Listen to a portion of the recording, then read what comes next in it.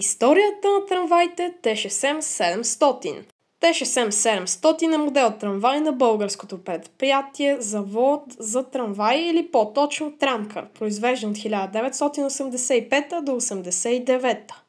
Представлява съчленена мотриса с 200 кВт двигател, 32 седящи места и преобладаваща в София междурелси от 1009 мм.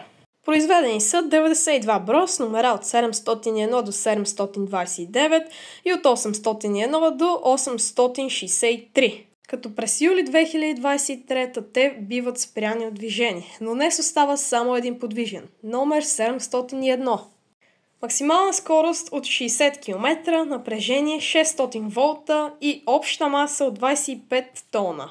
Брой оси 6, достъпност високоподов, електрическо оборудване, българско релстантно, метод на ускорение контролер, разполага с симетричен пантограф PF80, дълъг е 21 метра, капацитет 192 пътници, двигатели 2, които са постоянно токови и не разполага с електронни табели.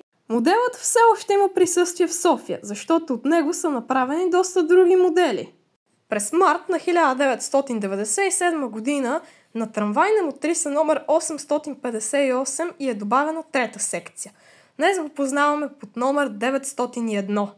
През юни на 2011 година трамвайна мотриса номер 908 става трамвайна мотриса номер 506. Добавена е втора кабина и врати от двете страни, както и трета секция. Така, това става един от двупосочните трамваи на София.